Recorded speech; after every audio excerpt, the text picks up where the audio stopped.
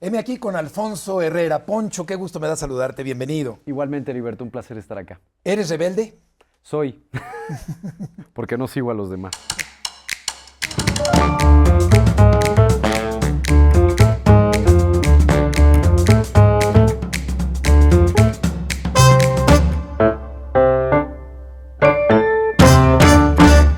¿En qué momento de tu carrera te encuentras?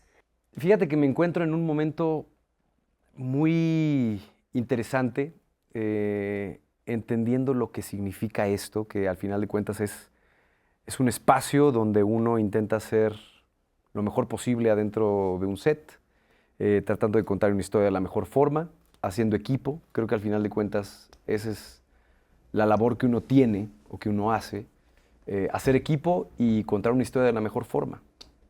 Y me siento muy contento con los proyectos que tengo en este momento. Me siento muy agradecido también con el equipo que se ha formado, no solamente cuando... Porque no solamente se trata de tú aparecer, sino también se trata de todo el equipo que hay atrás. Eso también es parte de. Entonces, eso, me siento muy bien. ¿El actor nace o se hace?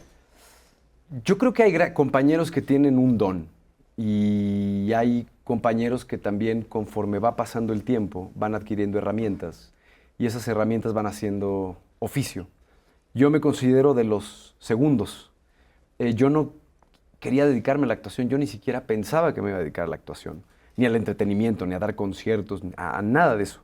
Yo lo que quería estudiar era aviación y, y poco a poco empecé a tomar unos cursos y unos talleres de teatro de manera amateur, me empezó a gustar, me invitaron a hacer una audición para una película y de ahí poco a poco continué mi carrera y aquí estoy, haciendo una entrevista contigo. Cuando mencionas conciertos, sé que hubo algunos multitudinarios en países lejanos. ¿Cuál era la experiencia al sentir esa vibración de tanta gente escuchándolos a ustedes? Es muy potente estar ante un estadio, es muy potente estar ante una masa que te va a ver, que te va a escuchar y al mismo tiempo, conforme ha pasado el tiempo, te das cuenta que también es una responsabilidad. Y he ahí lo que tú decides y cómo utilizas tú esa plataforma. Conforme ha pasado el tiempo, yo he decidido utilizar esa plataforma para tratar de hacer otro tipo de cosas. Cosas que vayan más afines a lo que yo quiero, a las cosas que a mí me gustan y a las cosas que a mí me gustan transmitir. Claro. No te propusiste ser actor ni dedicarte al entretenimiento, sin embargo lo haces y te has convertido en un actor muy destacado y en un personaje famoso. Y al hablar de fama te preguntaría si se te ha subido en algún momento la fama. Pero cuando yo regresaba a mi casa en chinga, mis padres me aterrizaban y me decían, mira, de la puerta para acá, Le bajas dos tus rayitas. responsabilidades siguen siendo las mismas. Y eso es algo que les agradezco profundamente. Porque sí, no hay ningún instructivo para asimilar, yo quisiera llamarlo mejor la atención de la gente, porque es algo muy bueno, es algo muy positivo y conforme ha pasado el tiempo me doy cuenta que es una retroalimentación muy buena, porque eso significa que tu trabajo lo estás haciendo bien. Pero cuando no hay alguien que te diga, hey, esto es un trabajo, checas tarjeta y después de que checas tarjeta te vas a tu casa y te duermes y luego al día siguiente vas y agarras un libreto, porque a mí me pagan por estudiar un libreto, entender es la historia, llegar al set y hacerlo de la mejor forma. Y ya todo lo que sigue es producto de. Pero volviendo a tu pregunta, afortunadamente tuve unos padres maravillosos que cuando empezaron a ver cosas extrañas me dijeron, ¿sabes qué? La responsabilidad sigue siendo exactamente la misma de la puerta para acá. Lo que ocurra de allá para acá, más bien de aquí para allá, ya no es nuestra responsabilidad, pero entendemos que eres responsable y que lo vas a hacer de la mejor forma. Grandes dosis de ubicación por parte de tus Las papás. tuve, ¿eh? Y sí las tuve. Sí. Sí me ubicaron, no te diría 2 o 3 veces, yo diría más bien como 4 o 5 veces. Tu papá, ¿qué tan importante ha sido en tu vida tu padre? Él me dio muchas herramientas para entender lo que significa ser equipo, lo que significa trabajar de manera ardua. Y él me dijo una vez algo que nunca lo voy a olvidar. Me dijo, mira, Alfonso, hay una clave para poder abrir todas las puertas que quieras, sin importar cuál sea la profesión. Y ese es respeto y trabajo duro. Si tú llegas a cualquier parte y respetas a la gente y trabajas duro, no hay forma de que no ocurran bien las cosas. O sea, no pueden salir mal las cosas. Claro. Poncho, ¿cuál es el personaje que más has disfrutado interpretar? Yo creo que hay uno en particular que creó una coyuntura muy específica, que fue el personaje de Carlos Rojo, de La Dictadura Perfecta, porque gracias a Luis Estrada, gracias a esa familia, porque es una familia, Luis Estrada, Jaime Sampietro,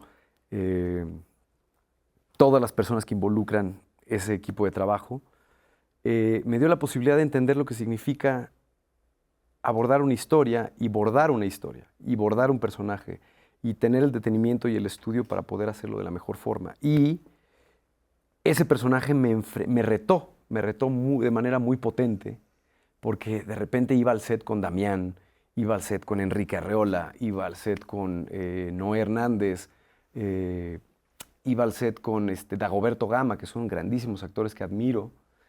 Y cuando yo los veía, yo decía, no, pues sí, me falta mucho. Uh-huh. Y ese fue, creo que, el primer proyecto y personaje que realmente me retó. Uh-huh.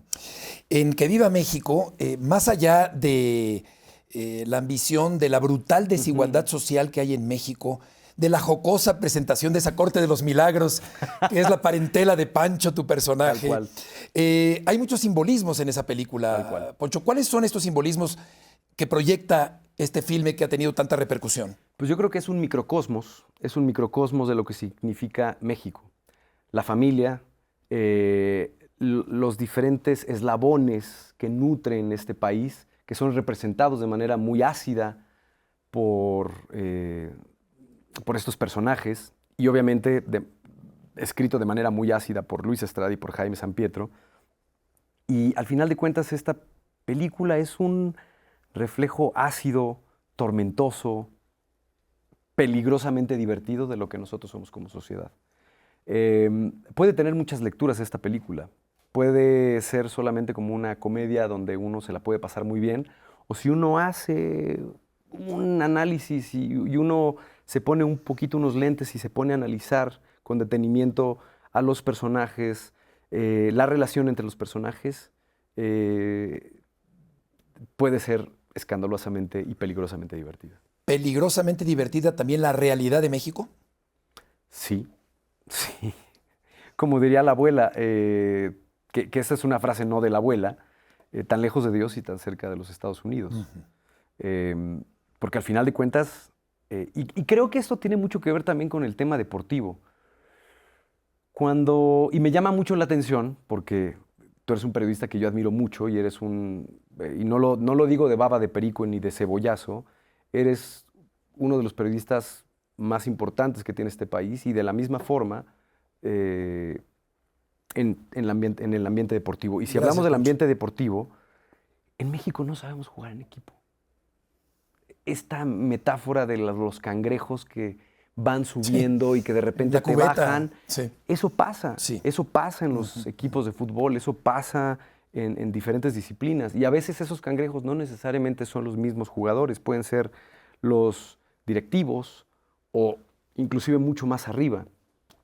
Y eso se ve reflejado en la película. Sí. Cómo inclusive hasta miembros de tu propia familia no quieren o no disfrutan el éxito de alguien más. Sí. Y hay una frase muy específica que tiene el personaje de Damián, que es: tu fracaso es nuestra felicidad.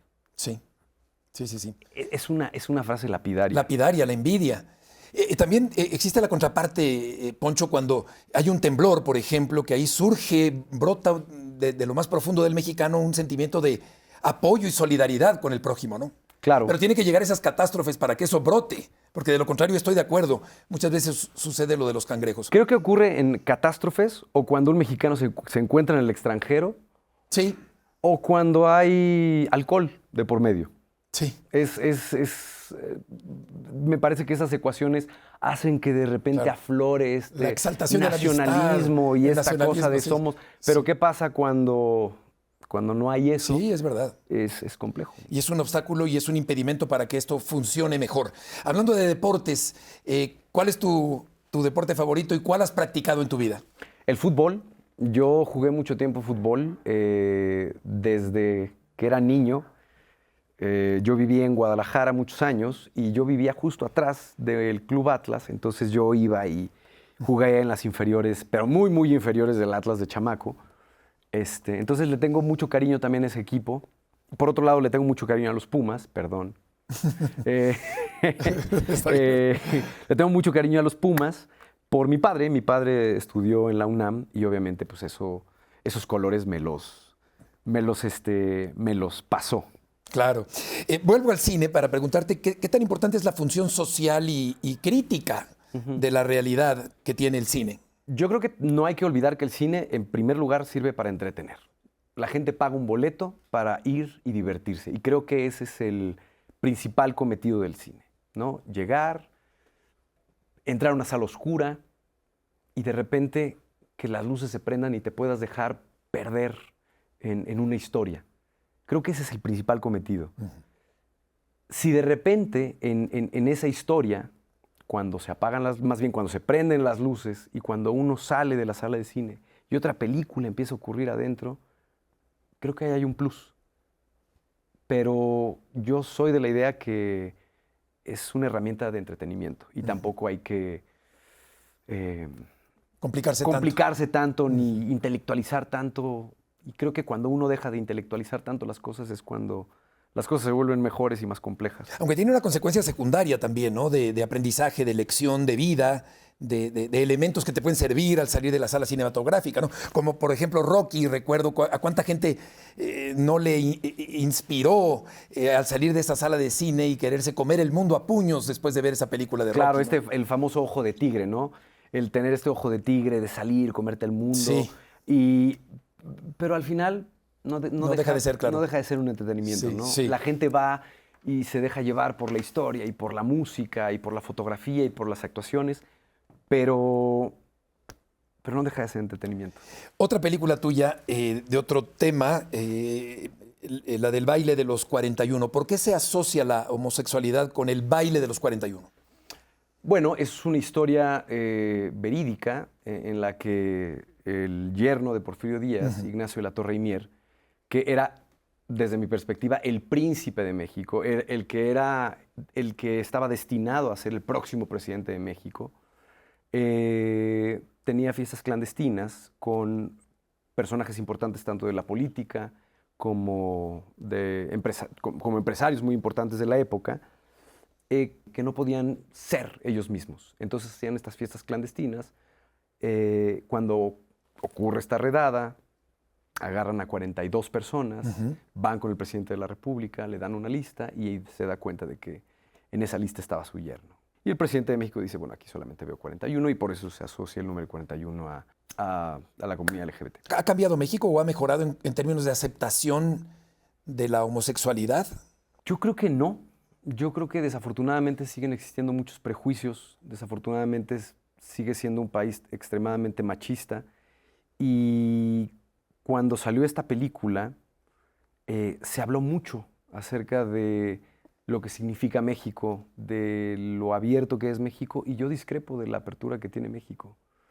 Creo que seguimos siendo, como ya lo dije, un país tremendamente machista, tremendamente prejuicioso, y es increíble que esa historia ocurrió hace más de 100 años, Sí. y 100 años después seguimos viendo situaciones lamentables, crímenes de odio. Sí. Eso.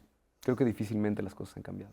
Ya te preguntaba cuál es el personaje que más te ha gustado interpretar, pero ahora te pregunto cuál es la actuación que más satisfecho te ha dejado. ¿O es la misma? Es que ¿O va de la mano? Nunca quedas del todo satisfecho, Heriberto. Nunca quedas del todo satisfecho. Siempre hay maneras y formas de poderlo perfeccionar y siempre hay forma de escarbar más. Y hay trabajos donde digo, creo que lo encontré. Y de repente lo veo y lo revisito y 5 años después dije, lo pude haber hecho así. Pude haberlo explotado de esta forma. Entonces, he quedado satisfecho con muchos trabajos. Hay otros trabajos que te voy a contar una anécdota. Y no voy a decir películas ni proyectos. Pero salió de la sala de cine y me dijo, Poncho, te felicito. Acabas de hacer una de las peores películas de México. Sí, de verdad. Pero ¿sabes lo que más me gustó? La honestidad de mi cuate. Ok. Porque muchas veces toda la gente dice, no, estuvo increíble. Y al final de cuentas, pues lo que a veces necesitas es un poco de honestidad, ¿no? Claro, que te digan, claro. ¿sabes qué? Aquí no lo hiciste bien, aquí se puede perfeccionar. Creo que esa retroalimentación es la más valiosa. ¿Hay alguna otra crítica que te haya servido mucho en la vida?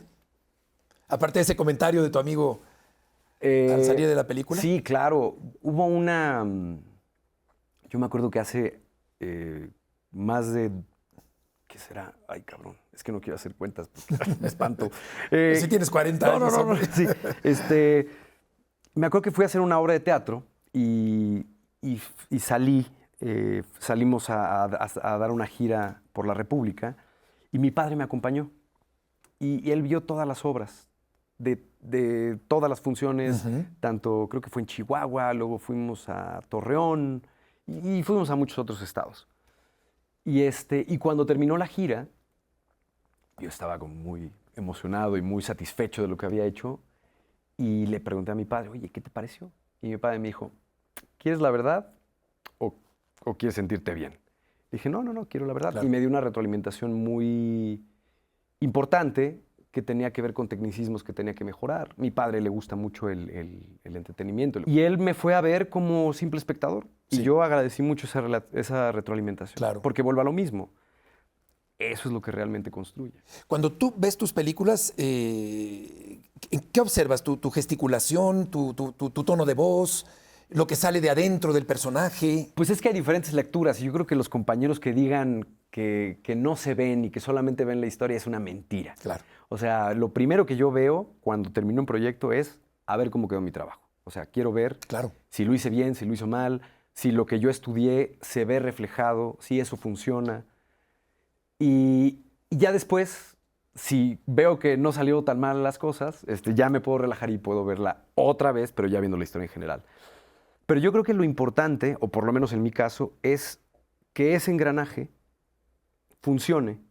Y que funcione implica, sin intelectualizar tanto, que me haga sentir algo, que conecte, que yo empatice con el personaje. De manera visceral, de manera emotiva. Y obviamente como yo conozco el organigrama, el mapeo de la construcción de ese personaje, pues puedo tener una lectura un poquito más profunda. ¿Qué aporta la actuación a tu persona?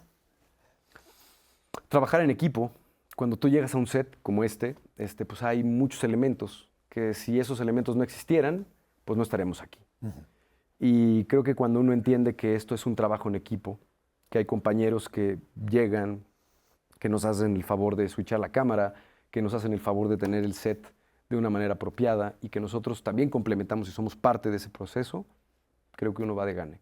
Y algo que he agradecido mucho es también entender qué pasa y el entendimiento que uno tiene cuando estás frente a las cámaras.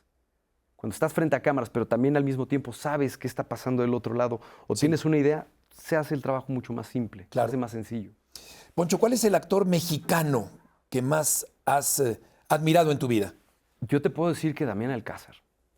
Y te voy a decir por qué. Porque cuando yo hice La Dictadura, él se me acercó y me dio una retroalimentación muy importante, que esa yo me la voy a quedar para siempre. Y conforme fue pasando el tiempo, yo siempre lo visitaba y sin importar que fueran proyectos que no fueran de él, yo siempre iba y le tocaba la puerta y le decía, oiga, maestro, fíjese que tengo esta duda de este personaje. ¿Le hablas de usted? Sí. A veces le digo maestro y a veces le digo Damián. Pero es una persona que admiro mucho porque tiene un entendimiento de nuestro quehacer muy profundo, pero al mismo tiempo es un buen compañero, pero al mismo tiempo es una buena persona, pero al mismo tiempo, sea cual sea en el momento que yo esté, yo siempre puedo recurrir a él y preguntarle. Y ha habido veces que se ha quedado conmigo 3 horas. 3 horas ayudándome a desglosar el personaje, entenderlo un poco mejor. Hace poco, bueno, no hace poco, yo hice una película en España y yo tenía como algunas dudas de ese personaje y él muy amablemente me dio una retroalimentación y se sentó conmigo y me apoyó. Entonces, yo le tengo mucho cariño a Damián. Maravilla.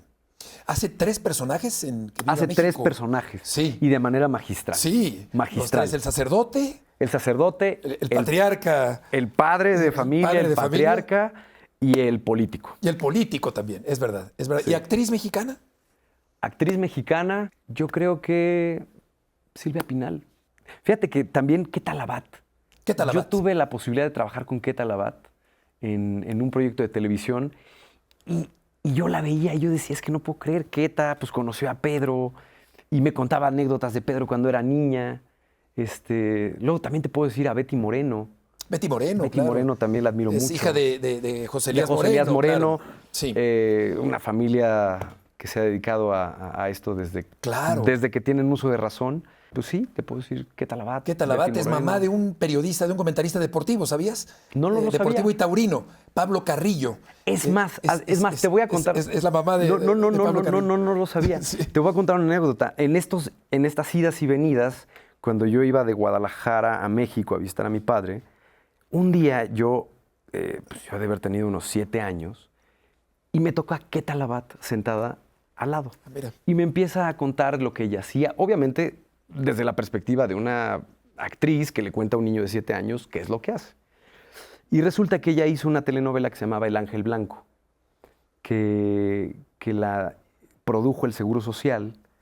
Y después yo, cuando tenía 7 años, llegué con mi papá y le dije, oye, papá, conocí a esta señora que es una actriz, que yo no sabía qué es eso y que hace programas de televisión. Y después ya mi papá me contó de este programa de televisión y resulta que el jefe de servicios médicos había sido el productor. Entonces como que todo cobró como que hubo una conexión muy, muy, muy interesante. Poncho, para terminar, el cine mexicano ha pasado por muchas etapas, desde la época de oro, después el tiempo aquel de las ficheras, los pocos presupuestos, películas más pensadas, más profundas también, como Canoa, por ejemplo, se me ocurre pensar. Casals. Felipe Casals, desde luego, pero y un cine más crítico en épocas recientes, más incisivo, con otro mensaje hacia la política y hacia los que están al frente en el poder. Después de todo ese trayecto, ¿en qué momento dirías tú que se encuentra el cine mexicano? Yo creo que estamos en uno de los mejores. Esa es mi perspectiva. ¿En términos de qué? En términos de producción, estamos viendo voces de directoras increíbles, como es el caso de Michelle Garza Cervera, que hizo Huesera, como es el caso de Alejandra Márquez, que hizo Niñas Bien, y Tatiana Hueso, directoras que están haciendo algo muy importante y esas voces son muy necesarias. Claro. Entonces yo creo que estamos viviendo uno de los mejores momentos del cine mexicano, Qué bien. desde mi perspectiva. ¿Y qué planes tienes para 2024? Seguir trabajando, espero, porque ese es el mejor galardón que pueda tener un actor. Y un día un compañero tuyo me dijo, oye, Poncho, ¿cuál es el mejor premio de un actor? Pues seguir trabajando, porque tienes que estar con un ojo al gato y el otro al garabato. Entonces, pues esto no para y espero seguir trabajando. Afortunadamente hay proyectos, pero se estrena una película el próximo año de un director argentino que se llama Javier Van de Cúter. Es novela, inspirado en una novela de una escritora argentina que yo admiro mucho, que se llama Camila Sosa Villada. Y eso, por lo pronto. ¿Ya no te echas tus cascaritas?